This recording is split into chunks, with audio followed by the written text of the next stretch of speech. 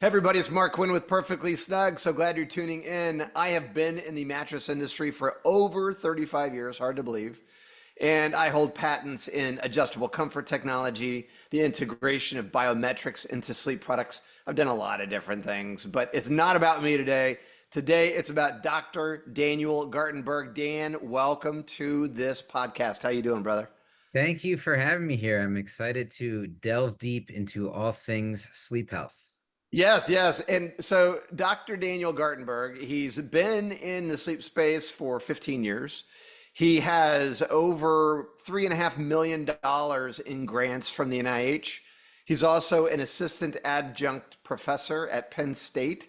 This guy knows about sleep. So if you love sleep, if you like sleep, if you just gotta have it, if you're not doing it well, Dr. Gartenberg is going to help us understand some of that, and we're going to dive into some of those things. So get ready. So, Dr. Dan, is it okay if I call you Dr. Dan? Yes, I go by Dr. Dan. Sometimes people say Dr. Snooze as well. But Ah, I like either, that. All yeah, right. Well, either you're way. not putting anyone to sleep today. I can Hopefully not guarantee you today. that. Yeah. No, no, no. So, Dr. Dan, tell us. So, I get so frustrated because I feel like people, average people, and having been in the category for so long, I have a lot of reference points for what I'm about to say. When we're little kids and we're growing up, like we get taught about the four food groups, right? We know what we should be eating and we have some basic knowledge of food and nutrition. Then as we grow, we have PE class, physical education, and teachers and coaches are talking to us about how important it is to exercise for 30 minutes a day and why it's good for our heart health and other things. And as we grow and get bigger, those things are reintroduced to us at different points in our life. But it is my understanding that even on a basic level, physicians get very little training when it comes to sleep. And then when you apply it to our own, our own life, like no one ever taught me about sleep. My parents didn't teach me about sleep. Elementary school teachers didn't teach me about middle school, high school, college.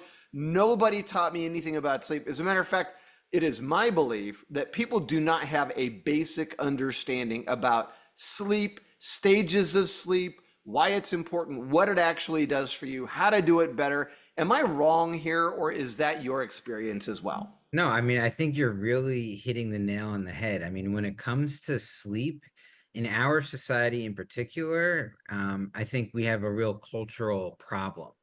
And I mean, it's even embedded in our language. There's a common saying like, I'll sleep when I'm dead. I'm a New Yorker. And so, you hear things like the city that never sleeps. It's almost like there's as an American, you're supposed to like work really hard and, produce money and stuff like this. That's sort of the heart of like materialism, capitalism. And I think to some degree that comes at the people think that that comes at the cost of sleep, um, and that's okay. And so it's sort of undervalued, I would say, in part for that reason. But when we study sleep, we begin to see that it's the quintessential characteristic of optimum human health and performance, both physically and mentally. So there's a huge cultural problem. I think it's maybe starting to change a little bit. You know Um, what? I just want to pause you there. I'm so with you on that because it's almost like a badge, isn't it? So the CEO of a company walks in and they're like, "Well, I get 5 hours of sleep," or I get, or even worse, like you get involved in a company, you get text messages from people at 9, 10, 11 o'clock at night, and so somehow that makes it okay to infringe on personal time, which actually ends up being sleep time. So I think you're totally right. I think the culture is a big issue. Did you know, by the way, we're the only species on planet Earth that intentionally deprives itself of sleep? Isn't that a crazy statistic? and every single organism needs sleep too. So I mean, it's quintessential, and humans do it worse. And to add to this, since the 50s, there's a Gallup poll showing that Americans on average are sleep depriving them a full themselves a full hour more than we slept in the 1950s. So we're sleeping less. It's a common, and Ariana Huffington sort of spoke, I think, to this cultural problem a lot, and was a big pioneer in getting CEOs and executives and top performers to take their sleep more seriously. So there is, some kind of cultural shift, but the problem is that, you and me believe that technology holds the key to to addressing this. But the sad truth is that since the advent of the light bulb, there's been various factors because of technology and lights, and anxiety sometimes that comes with the smartphones. It's culturally just gotten worse and worse and worse and worse. So the tech combined with the American sort of I'm a capitalist and everything, but the ultra consumerism of America, um, I think combines makes the sleep in America and Western civilization particularly poor. It's so true, and I get so mad at myself that I'm literally in bed at night and I'm scrolling on my stupid phone so late and I'm so tired that the phone literally falls out of my hand and wakes me up. I'm like, why are you fighting the sleep? Like, go to bed, right? And the It's funny. technology, Yeah, ah. it's actually like yeah, I'm just laughing because back in the old school days, before we had fancy watches and stuff like this, they would actually detect sleep onset latency using that exact mechanism that you described. They'd basically have someone hold something and hang it off the side of the bed, and when they fell asleep, they'd drop it, and that's when they would detect the sleep onset latency. But it's funny that you're just doing it with a cell phone and it's hitting you in the face.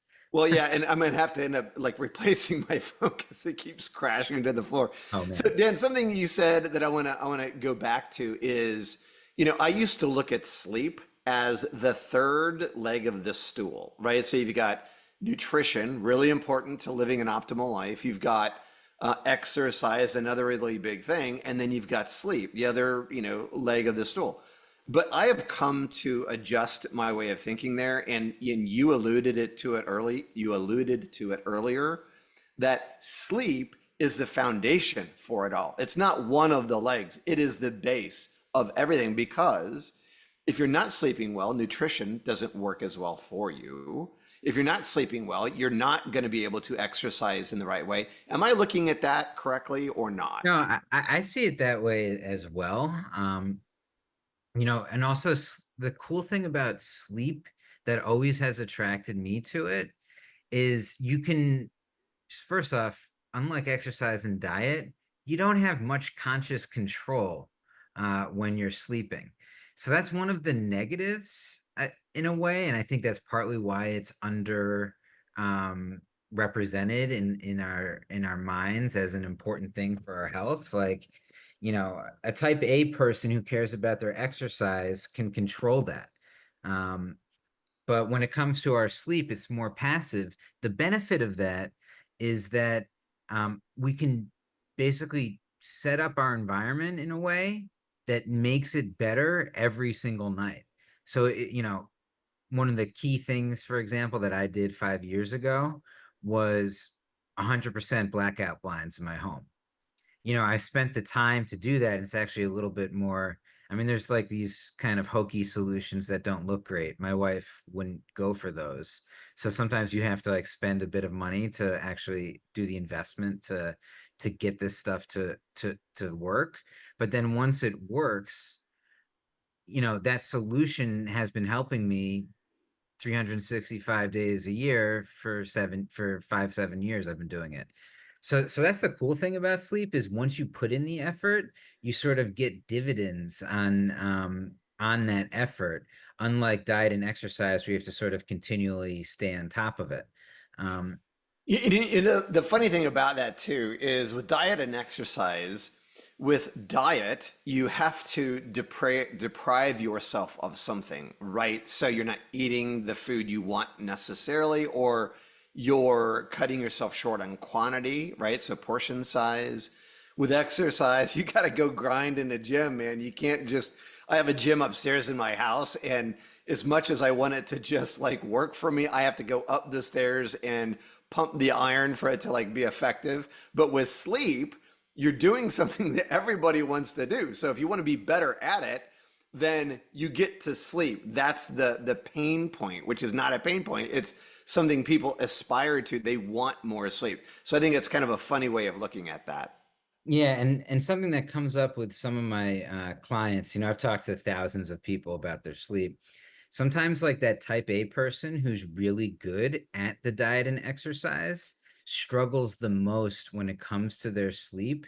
Because the funny thing about sleep is, unlike diet and exercise, where like motivation and effort can push you through, I mean, if anyone's ever dealt with insomnia, like the harder you try to the more you try to fall asleep, the harder it is to fall asleep. Because sleep is about letting go. It's not about pushing through and being like high in like ego and energy. It's about like succumbing or releasing. It's not about pushing through. Um, That's a good point. I did some work a long time ago with Dr. Ruben Nyman, who is another guy in your space, and he talked about it falling asleep, right?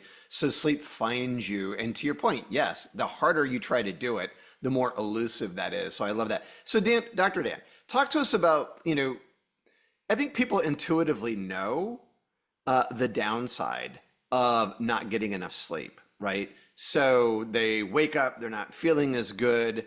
If you don't sleep well, you don't look as good. If you don't sleep well, your memory is bad. Like I think those things are intuitive, but it's even bigger than that, isn't it? I mean, I've read some things that suggest that lack of sleep really mirrors signs of depression and the overall health, well-being, and mental health of people. What are your thoughts about that, and how true is that? I mean, it's 100% true, and like probably twice as important or three times as important as most people realize.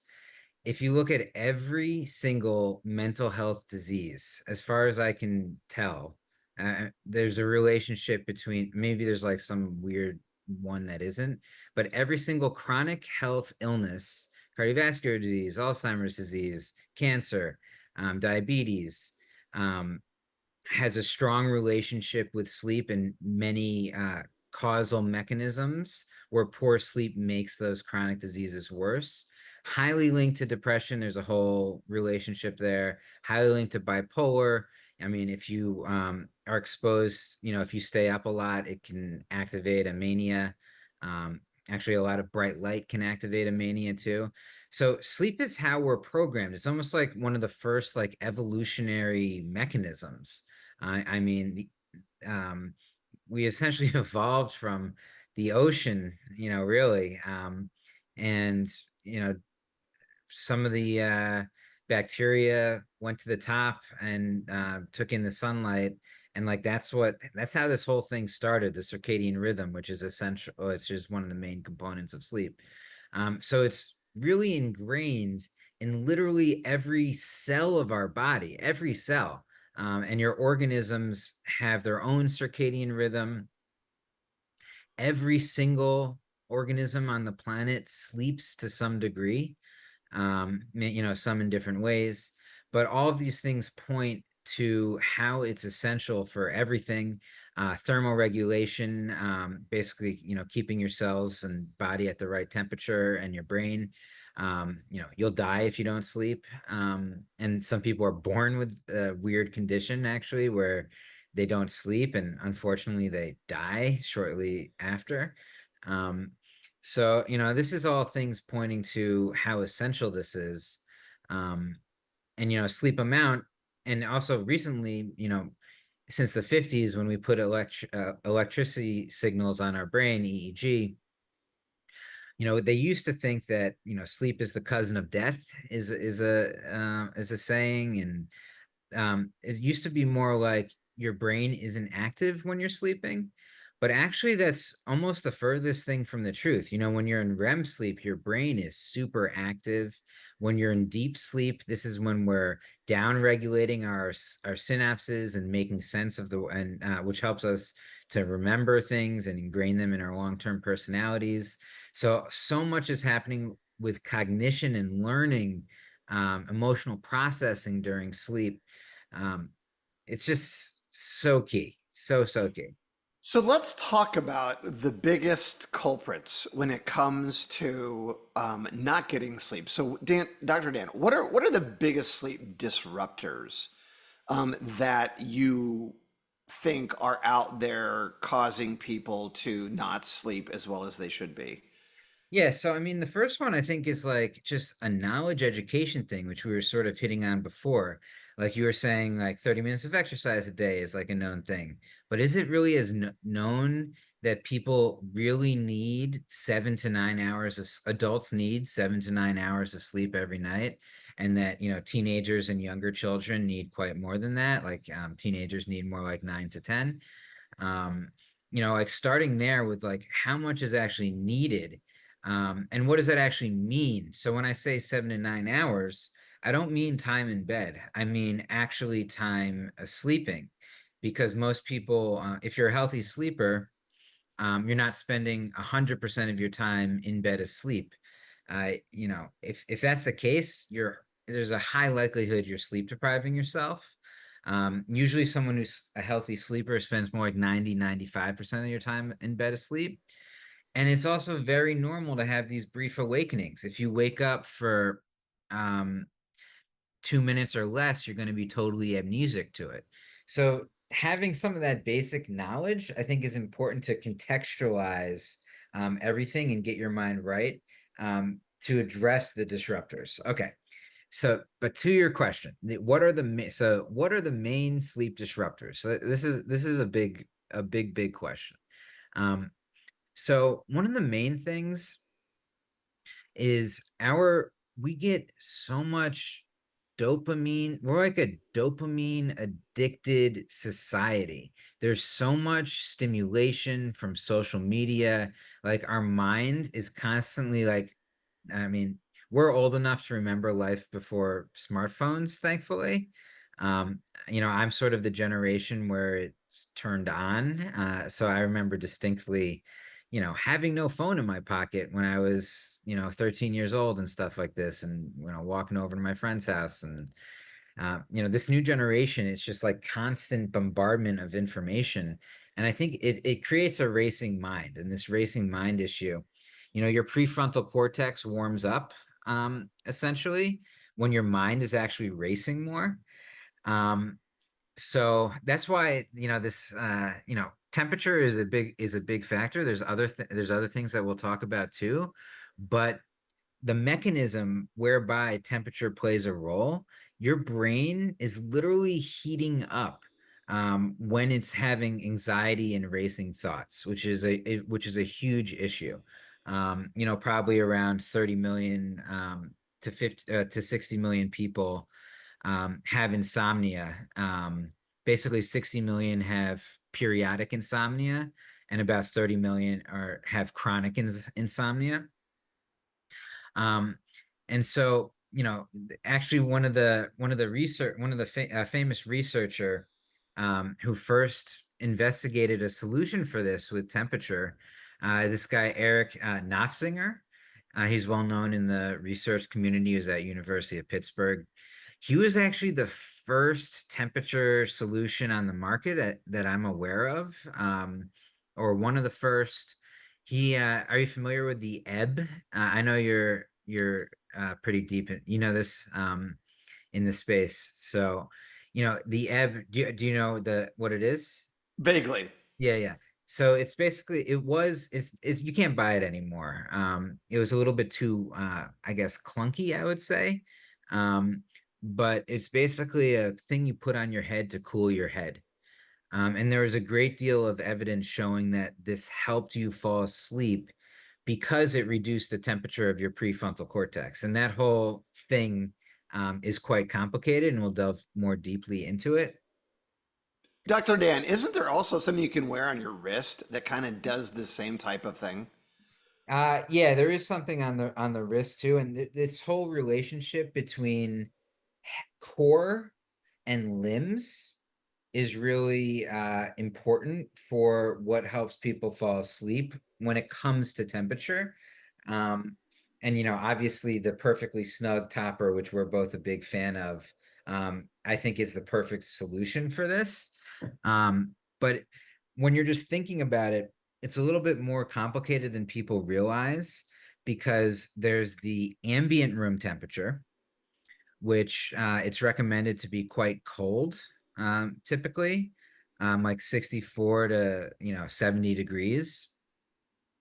Then there's the temperature under the pillows, under the blankets rather, which is actually quite warm usually, like 95 degrees. Like if it's too cold, your body will like shoot out of REM sleep and you'll like wake up. Basically, when you're in REM sleep, actually you lose thermoregulation, which is another dynamic of this. Um, and so like evolutionarily, since we lose thermoregulation, if it gets too cold, your sleep quality can get hindered. Because you could basically freeze to death, when we were like living in the wilderness and stuff like this. Because your body loses the ability to thermoregulate. So if it's cold in the environment, your internal body temperature could get too cold. Um, so there's three things: ambient temperature, temperature under the bed, and the relationship between the temperature of your limbs and the core of your body. And all these factors combine to play a role in creating the optimum temperature environment for you while you sleep. Um, so it's a little bit complicated. Um, and also like, for example, with the ebb, and like I'm not a big fan of wearing things on the head. Like even the wrist, in my opinion, is a little bit cumbersome. So like the science with the ebb thing made sense, but probably wearing something out sort of outweighed the benefits of it to some degree. So that's why having something I think passive is really important. And you can tweak the nuances of all of those variables to create the optimum sleep environment when you optimally cool the heat and also dissipate that heat out of your body through air.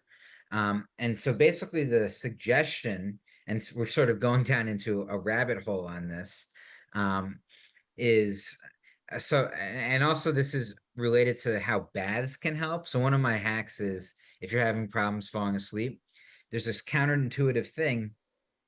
You take a warm bath that lowers your internal body temperature, because in response to the warmth, your internal body temperature decreases, and decreasing your internal body temperature is that's how you fall asleep. Everyone who falls asleep has a decrease in internal body temperature. So Um, you're saying that taking a warm bath actually drops your core body temperature? I've never heard that.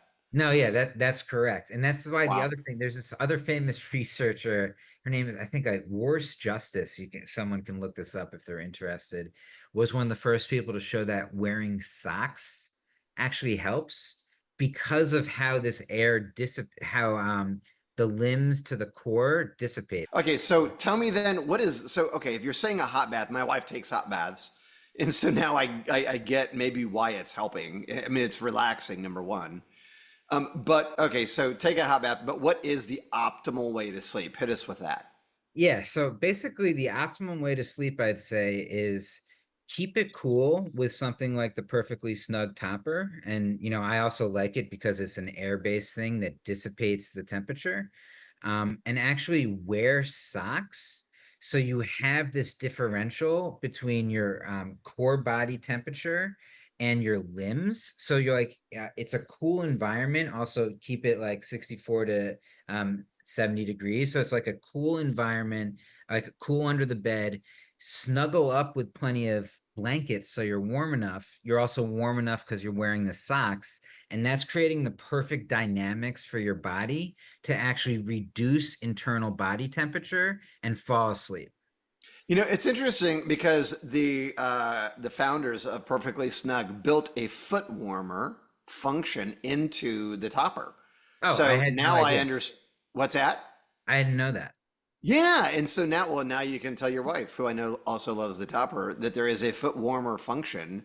And I've been hearing from some of our customers recently that love that, and so I didn't realize the impact of that on sleep. So thank you for clarifying that. But and you're right, and Dr. Dan, with what we do, it's number one, it feels cool. And I want you to tell me about your experience because you haven't had yours very long.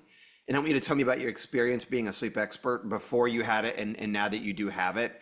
But um, the thing about the Snug Topper is it takes heat out of your body, maybe 4 times better than other solutions in the market, like a water-based system that you just sleep on top of.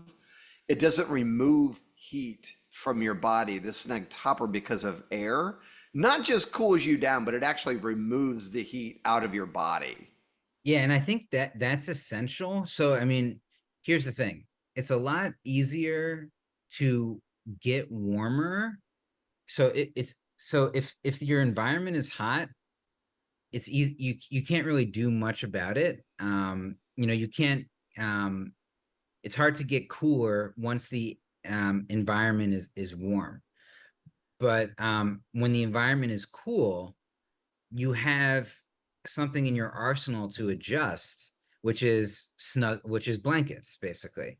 That's why like multiple blankets is another part of the solution that I should have mentioned. So basically, we're creating the optimum coolness with the perfectly snug and obviously the temperature of your room as well. Like these things are working together, and then we're optimizing to your specific correct temperature needs, with things like blankets, socks, and now that I've learned, this this thing at the for the feet, for warming them. So that's sort of the way that I think about it, making sure we're cool because we can do things to get at the right warmth. And that's why I like this sort of solution. And that topper definitely can make things cool enough in almost, in a lot of different heat environments if you don't have perfect control over those. So you're big on sleep, Dr. Dan, and your wife. I had the pleasure of getting to chat with her for a few minutes the other day, so thank you for that. But before you guys got the topper, can you tell me a little bit about, how you guys were sleeping, and then maybe after having the topper on your bed, when you and I talked the first time, I kind of felt like you were surprised. Yeah, I mean, I've used other solutions before. So I was a little bit, well, the water-based solutions take a lot longer for you to feel it, basically. But the fact that this is electrical, I realized, means that it can happen really quick, which is sort of essential because, I want to fall, my goal is to fall asleep in like 10 minutes. So if the thing takes like 5 to 10 minutes to like kick into gear, I'm not, eh, I'm not as happy. Yeah. So another thing about the topper that we noticed is, my wife struggles with back pain. So the perfectly snug topper, for whatever reason, I'm going to research this mechanism more because I'm curious. I'm like a super curious person. It's sort of my superpower. But the perfectly snug topper, for whatever reason, really helped with her back pain. And I think it's part of the inflammation response, and getting some stimulation of cold sort of helps mitigate that. But she was really surprised that she slept like a baby essentially from the perfectly snug because her back pain was alleviated. Well, she told me that she used to do a lot with ice packs, and after getting the topper, she didn't really need to do that anymore. It's funny. I asked her, imagine having the snug topper during pregnancy, and she was like, "Oh my gosh, that would have been so big." So I love that she was excited by that. And obviously hot flashes, and happens in menopause and stuff like this. I see a lot of use cases for the temperature thing. And the thing about temperature is like I have a lot of interventions, as you know, but you really feel the temperature. Like you feel that comfort feeling. Um, so I think that perception, it's like almost like being secure in a womb with like the optimum temperature and you're wrapped around your blankets in the right way. It's almost like a primitive, relaxing experience for us.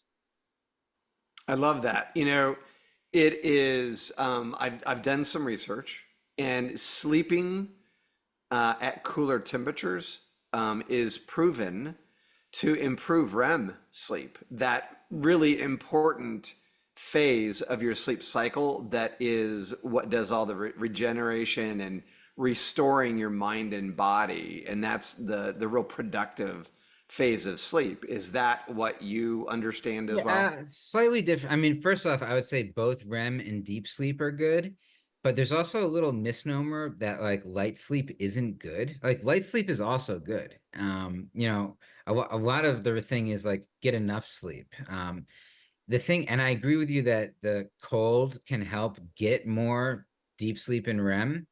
But again, with like almost everything in life, there's always like a threshold and like moderation, right? So, I mean, I like the fact that it can get super cold, you're the perfectly snug mechanism. But if you're too cold, that can also reduce REM. So you gotta some of this is like um knowing where you're at and like maybe trying different things a little bit. Um, so I knew that it was maybe a little bit too cold in my environment. I had to actually dial it back. The fact that it could get too cold was important for me though, because that means it could meet my needs basically. Well, the Um, first night my wife and I were on it, I didn't tell my wife how I put it all the way to 10. Honestly, I was skeptical. yeah, And my first night on this, because I've done development work in the mattress category with temperature powered temperature regulation systems, and they failed. And they yeah, failed because it's very difficult to do the innovation, the engineering around a product like that. And so I cranked it all the way down to minus 10, the coldest it would go. And I woke up and my wife was gone and she never like doesn't sleep in our bed. And so I went up to our guest room and I'm like, "What's up?" And she goes, "I can't sleep in that bed. It's too cold." And yeah, I didn't exactly. show her how to adjust the temperature. But anyway, so I'm firsthand knowledge of that. So, one last thing before we leave the temperature and move into other sleep disruptors. I read an article I thought was really interesting that people, so talk about sleep as a culture, in Russia and Siberia would swaddle their infants Hmm. and then put Oh, them I've out seen. on the back porch or the whatever wherever they were. They would put them outside to nap them because the babies would sleep better. So I thought that was pretty cool. Obviously you want to make sure you don't freeze your baby as well, Yeah, but we're not recommending it. but, We're not but that's recommending it. why this it's a dynamic relationship between temperature and blankets, and the feeling that you have, and the relationship between your hands and your head, and it's a complicated thing, and people don't, it's not known like a lot of things in sleep. Let me make a note. Make sure not to freeze your baby. Got it. Thank you. Yes. Great advice from Dr. Dan. Yeah, I don't want any like emails from Yeah, you're people. gonna get Hey, sued after this. I did what you told me and I forgot my kid was outside. Right. Okay, so Dr. Dan, we talked about temperature. The number one sleep disruptor is stress and anxiety. And certainly today, I think there's a lot on people's minds, the economy, elections coming up, all kinds of things. So, with stress and anxiety being such a sleep disruptor, can you tell everybody maybe how to look at that differently and give them a couple pieces of advice and how to mitigate and reduce stress and anxiety close to bedtime? Yeah, so my research has really focused on this problem. So I've run randomized controlled trials validating the most effective treatment for this. And so the most effective treatment is actually 6 weeks of cognitive behavioral therapy for insomnia. The problem is that some states literally have one person trained in this in the entire state. I think there's about 1,000 people trained in this in the world. So there's a huge access problem. So what I've been working on is a way of basically distilling the tenets of cognitive behavioral therapy for insomnia into a program. And those tenets are relaxation, so like having a wind down before bed, the app that I'm involved with, Sleep Space, we have like progressive muscle relaxations, ocean waves you can do. There's a lot of apps like this as well. And so having a ritual where sleep doesn't happen right away, but you should have a relaxation period prior to sleep. And if you struggle, starting out with breathing exercises or meditation, sometimes it's good to do it during the day if you're not an expert at it, and then introducing it into your bedtime ritual. That's always helpful. Um, we play sounds also throughout the night that sort of brings down the stress response, and we use ocean waves. It's almost like a rhythmic pulsation kind of thing. Um, and our system can actually detect sleep in real time and like adjust the sound machine and stuff like this. Um, the other component of cognitive behavioral therapy is stimulus control. So that means associating your bed with sleeping. So that's why I mean, I'm always about the multimodal approach of sound, light, temperature. That's my thing. Um, so I've done a lot with sound and light. I am so stoked to work with you guys on the temperature aspects because it's such a key piece. But, with this wind down ritual, we have receptors in our eyes that are very sensitive to different types of hues, even when our eyes are closed. And you really should have red light or dim red light when you're winding down. So, we connect with these LifeX bulbs to get dim light in our wind down. So my wife will like read in dim red light instead of bright light. Try not to have like super bright light in the bathroom and stuff like this. I usually use my phone as a flashlight, basically. So that's another piece is, having the wind down. But the more we control, like no phone in bed, sorry, Mark, uh, you know, even uh, things can be worse than TV, but try to have the TV out of the room. The saying is keep your bed for sleep and sex only. That's basically one of the main takeaways from stimulus control. You want your bedroom to be for sleep. And no, sometimes people can't really make that happen. And that's why it's more important than ever in those cases to use sound, light, and temperature to create that association between your sleep environment and sleeping. So I Um, like what you're saying, and ritual is a big deal. So I mentioned my wife, taking a bath before bed, and she has a ritual of putting on lotions. And so there's a ritual. A friend of mine, Chris Cassidy, is an astronaut. He's an old Navy SEAL, and Disney did a documentary on him called Among the Stars. huh, And on another podcast I used to produce, we had him on the show and we talked about his time on the space station. He's got two different tours on the space station. So he's lived in the space station for essentially a year. And so we talked to him about sleep and what's it like to sleep in space and all this. And they have these bags, Dr. Dan, that they kind of tether to the wall because there's no gravity up there, right? And so huh. it keeps you from just floating around the space station. But another thing he said was some guys bring a neck pillow. And I'm like, well, why do they need a neck pillow if there's no gravity? Therefore, they're not like put. And he said it's all about the way it feels. And it gets them that neck pillow is a sign, a Oh, signal to their interesting. Yeah. body that they're about to sleep. And so it's part of their process. And I thought, wow, that's really interesting. Yeah, that's like sort of my thing is I'm all about like, you know, we're sort of Pavlovian dogs in a big way. What I mean by that is we're association machines. Yeah.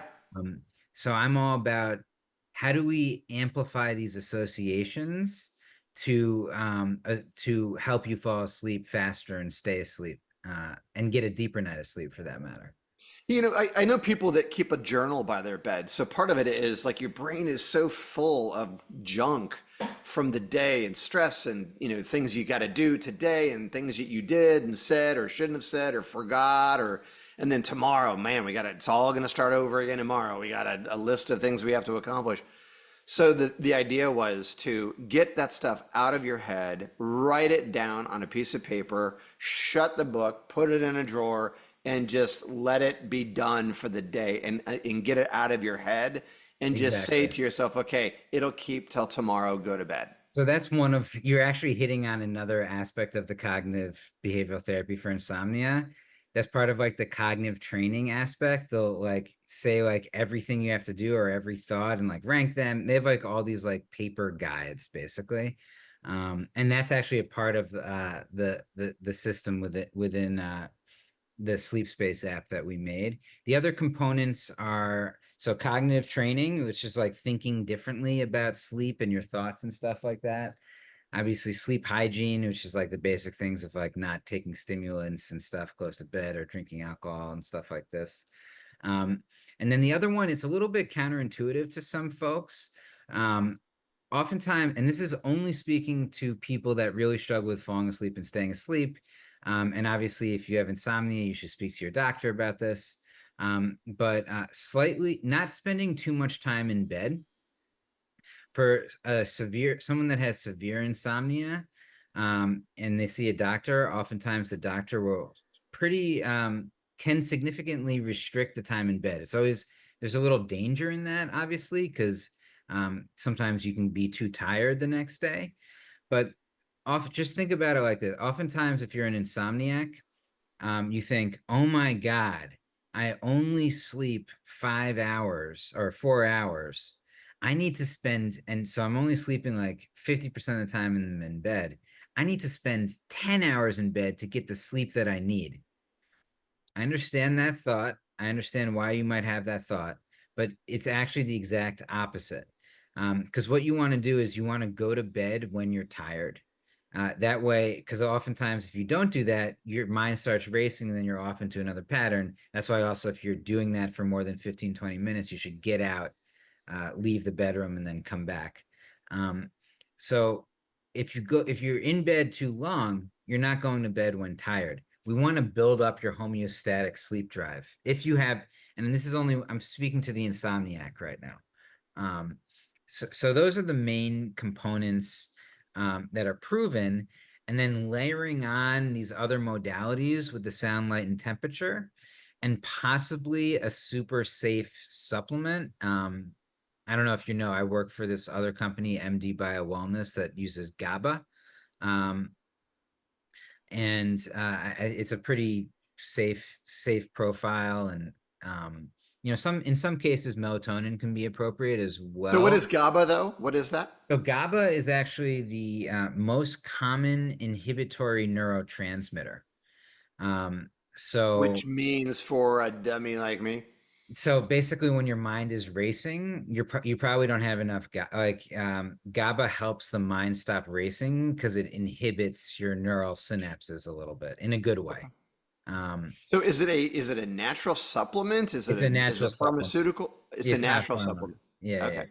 It's super safe. Like I think like Uberman, like if you ever heard of one of the things in like Andrew Uberman's stack is like L-theanine. That's something that it's not directly GABA, but it sort of like promotes the production of GABA. Okay. Um, so like So your stack. body produces GABA? Is that what Oh you're yeah, saying? it's the most common neurotransmitter in the body. Okay. Okay. So it's a pretty natural thing.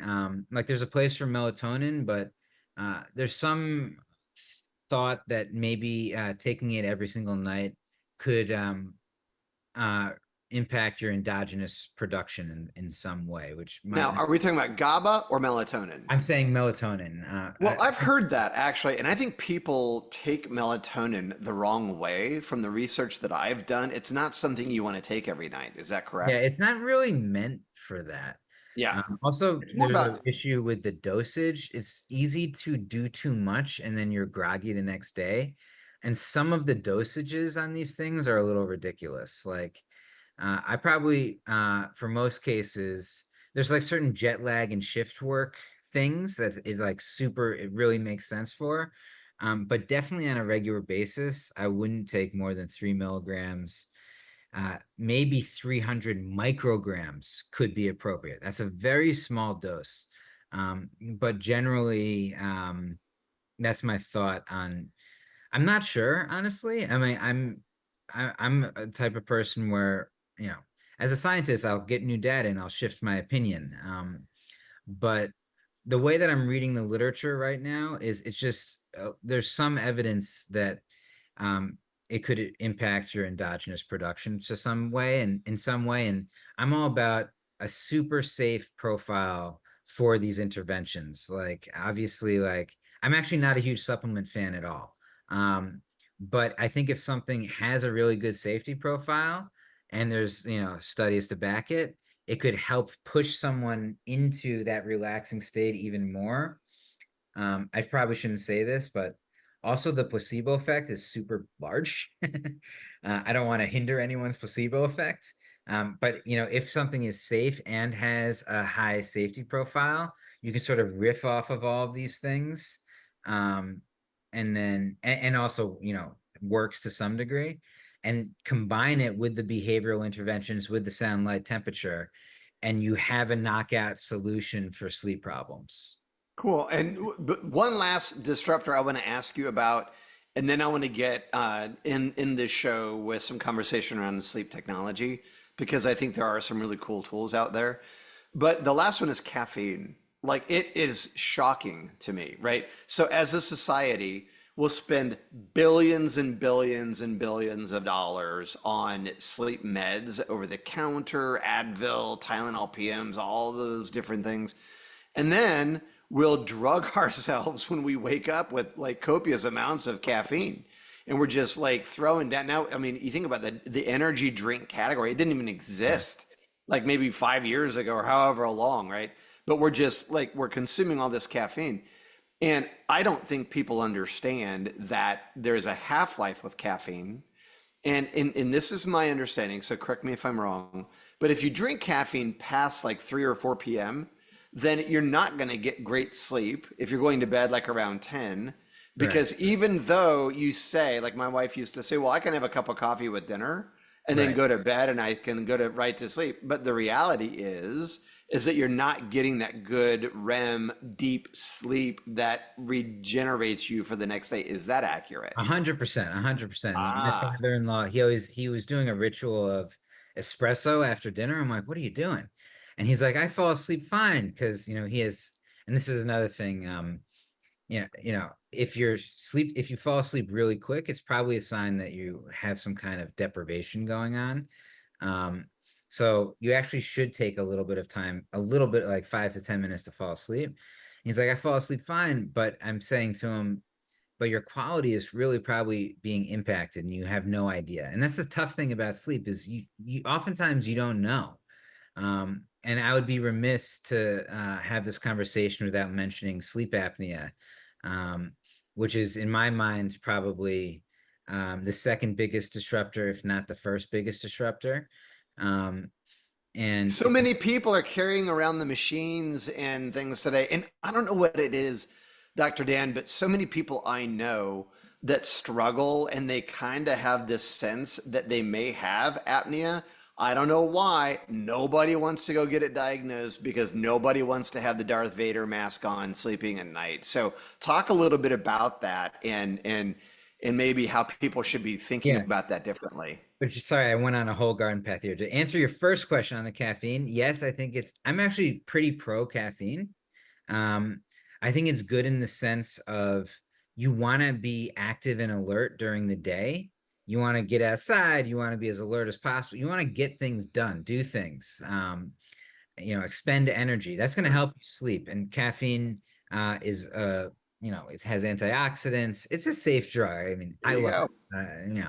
It helps, it gives me the dopamine and it's just knowing when to stop, knowing your dosage. Um, and I didn't realize this until recently, actually, and you're totally right. People metabolize caffeine very differently. I used to think, and I was wrong about this as I learned more. I used to think that if you had a fast metabolism, that also meant you metabolize caffeine fast, but that's not necessarily true. You can actually metabolize You can have a fast metabolism, metabolize food fast, but you have a different sort of metabolism that's unique for caffeine. And there is actually ways of getting this tested. There's also your perception to some degree, but maybe you're not totally aware of, when it's in your system or not.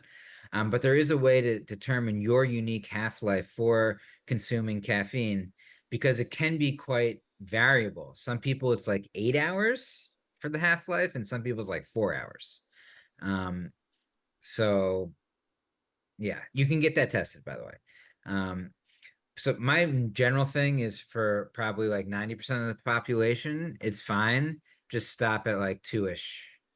Um, Do you maybe. ever, do you, I'm sure you know the name Dr. Michael Bruce, Yeah, another friend of mine. I've done some work with him. Michael used to call it a nappuccino. exactly. So yeah, so drink a cup of coffee at 2 in the afternoon, 3 in the afternoon, or whatever, and take your nap. And then when you wake up, that caffeine will be kicking in, Yeah, it's and you'll called a be ready to go. caffeine. Because you don't want to get into REM sleep when you're napping. You want short bursts, 20, 30 minutes. And I'm Oh like, yeah. that's so clever. I like that. It's also I've never heard nappuccino. That's a good one. It's also they call it a caffeine nap is another thing for it. So actually when I was sleeping, right now my sleep is just wrecked because the newborn sort of it's getting a little better, but when I used to sleep my best, it would probably be I would sleep like around 7 hours, which is the recommendation. I know I need around 7.5.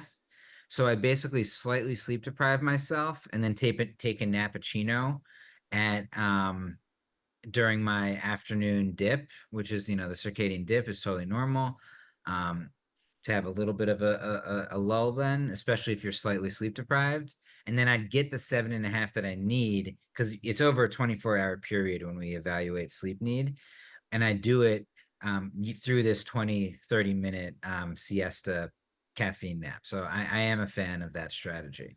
Cool. All right. So now let's go back to CPAP and sleep apnea because I think that is really relevant. And then we'll end with some talk about sleep tech. But so anyway, you're closely affiliated with some of that. So talk about CPAP. Yeah, yeah. So I mean, it's almost like a a shift in. All right, here's the big. Okay, take a step back. When people think about sleep apnea, I think it's a shame almost that they only think of the mask. And I think there's a mortality thing, like fear of death going on, like lack of manliness thing going on. And honestly, who wants to wear something on their head like that? Also, I mean, it's reasonable. Um, that being said, a lot of people get this. If you have a serious issue of sleep apnea, they try it and it's like night and day. And then they're like, oh my God, this is awesome. I'm going to use this every single night. So some people experience that, and that's awesome. They should experience it. They're doing the right thing. It's the first line treatment. But there are other solutions for sleep apnea. Probably the most validated as effective is something a dentist actually can make. There's very few that are trained in this properly, but they can make something called a mandibular advancement device. It's not a mouth guard. It's like some of these like podcasters and stuff are like selling these like sort of out of the box mouth guards. This is a specially made device. It's like a mouth guard. I use it because, I work with a company called Wesper that helps people get diagnosed from this from their home. Can you spell Um, that? So Wesper. So is it wesper.com? Actually, it's .co. Wesper.co. I Okay. actually have if you look at my review of it, you can do Dan Gartenberg review, and I actually go through my whole experience. I'm someone who's dealt with a lot of these issues myself, and that's part of my passion. It started for me in high school. I had something called delayed sleep phase syndrome, and then I had insomnia, and then I discovered actually working for consulting with Wesper, I was just playing with the device, and I found I had a mild case of sleep apnea. And I think a huge percentage of Americans, maybe one in two, have suboptimal breathing at night. And you can stack all of these solutions, but if you're not breathing correctly at night, like that's one of the first things that you should really try to get on top of. Um, So, I have a collaboration with them, and you can get like for $67, you can get evaluated for this thing. Um, so it's becoming more accessible. And basically, there's 10 million Americans diagnosed with sleep apnea, but like 40 million people have it probably. Oh, So there's wow. 30 million people with a major chronic disease that takes 5 years off of your life when you're untreated for it, super linked to cardiometabolic syndrome, heart attack, diabetes, stroke. Um, that's the It, main it reason. then give I find that I have trouble breathing at night, but it's usually because my wife is trying to smother me with a pillow. No, kidding. Hopefully, I can sometimes relate to that, honestly. No, I'm kidding. No, No, but so real quick, and then we'll move on. What are a couple signs? So we say there's so many undiagnosed people.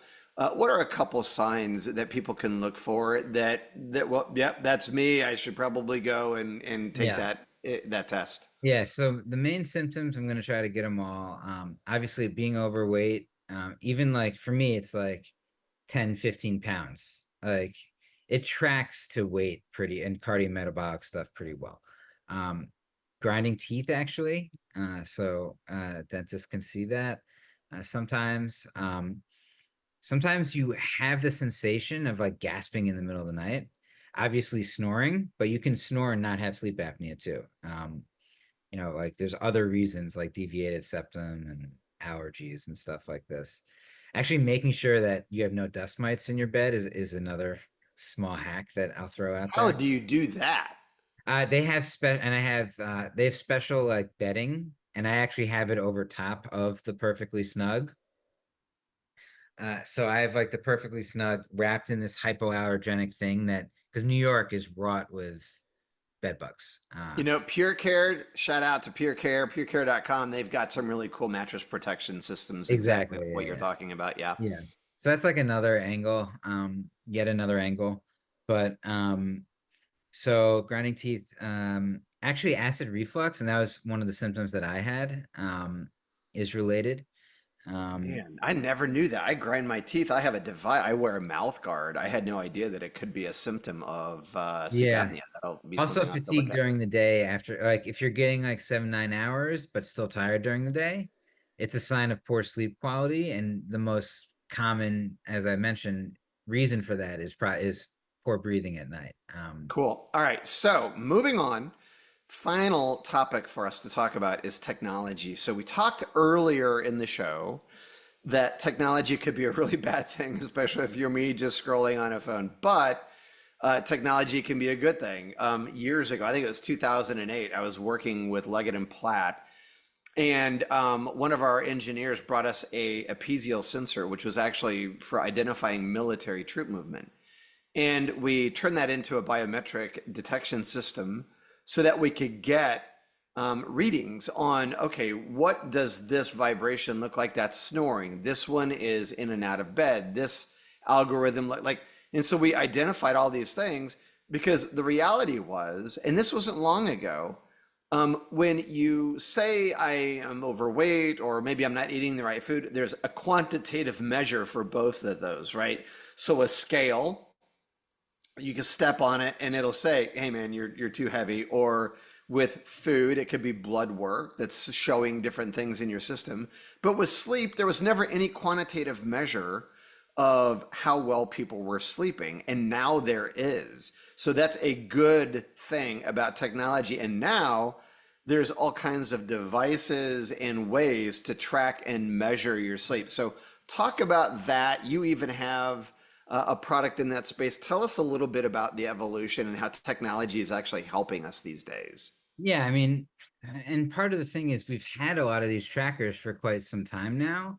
Um, and honestly, just tracking, oftentimes it's like a cool thing at first, but then it's like, okay, I get it. Like, what is this device giving me? Like, and in my experience, there's like a cool new one every couple years. And, I know a lot about these algorithms. I make the algorithms. So like my software stack, we have proprietary algorithms on Apple Watch. Also, using phone sensors and measuring sound, we'll record snoring and stuff like this. And Dr. Dan, if people want to find that, where would they go to look at that? Just sleepspace.com, and thanks for There help. you, I got you. You should wear a shirt. Sleep space. Okay. Anyway, Um, keep going. but so yeah, that's my thing. And you know, we have, I think, one of the most accurate algorithms on Apple Watch. It's definitely comparable to Oura Ring. We have a peer-reviewed paper on that. And Whoop, and we'll actually integrate with Oura Ring and Whoop as well. Um, and then also unique ways of measuring sleep without touching you, because as I mentioned, I'm not a big fan of wearing anything, and I don't want a cumbersome solution like something that I have to charge. So we use the phone sensors and measure micromotions through the mattress actually, and we have a little mechanism to do that. Um, that's pretty accurate. You need heart rate to sort of to get accurate readings of the stages. But then again, sometimes that information can do more harm than good. So for the warrior or the insomniac, you know, when your device is saying that you got 20 minutes of deep sleep, it makes you more stressed actually. And there's a term for this in sleep science now called orthosomnia, where getting this data from the devices causes more anxiety and then you sleep worse. Um, so it's always with technology, it's always like it can cut both ways, right? So you can use the innovations in nuclear science to make an atom bomb, or you can power the whole world with a factory. You know what I mean? It's up to us to use technology in the way that is beneficial to society. So there definitely is a way to do it. That's why I'm so excited about having an actual, intervention, i.e., temperature. In your case, I'm also focused on other ways, sound and light. So that's what's the new frontier in sleep. I think it's going beyond tracking, but using the trackers to deliver customized biofeedback that makes everyone automatically sleep deeper and have more energy the next day. And that that technology, I don't think fully exists yet. It's like, we're at the frontier of it, honestly, like you and me and, a couple other people, but it hasn't fully been realized, at least for the majority of society. And that's what's so exciting about sleep. Once we solve it, maybe all the diet and exercise things will sort of go to the wayside when we finally start sleeping better as people. If what I heard you say is if I sleep better, I don't have to eat right or exercise. So we'll just leave it there. Not exactly, but you Okay. know what I'm saying. I don't want to ruin your reputation in the sleep space, Dr. Dan. Okay, well, in closing, I just want to say this to everyone listening to the show. It's really important to be thoughtful about your sleep. Don't stress about it because sleeping well is a process. And it's learning about your sleep specifically, and then just go into discovery mode and listen to shows like this and check out Dr. Dan's website. Try things like Perfectly Snug, Smart Topper, where it can help regulate your body temperature. And then, there's other products in the market that, have solutions, read the reviews and go on a journey because if you fix bad sleep, an incredible benefit to you, to everyone around you. Your attitude gets better, and you just experience more joy. And that's what we want for you. We want you to experience the maximum amount of joy and be the absolute best version of yourself that you can be, so that you can be great for other people and just have a better life. Right, Dr. Dan? I am 100% on board. Let's get this We're done. sleep geeks, right? So, And yeah, sleep nerds for sure. sleep nerds, I love it. All right. Well, hey, Dr. Dan, thank you so much. We really appreciate you. And one more time, everyone, you can go to perfectlysnug.com and check out product there, but hit us with your website, Dr. Dan, and how people can get a hold of you if they'd like. Sleepspace.com, and I'm pretty available and to give people coaching. And we have a team of coaches too that can help for lots of different things. Awesome. All right. Well, thanks for your time today. We appreciate you.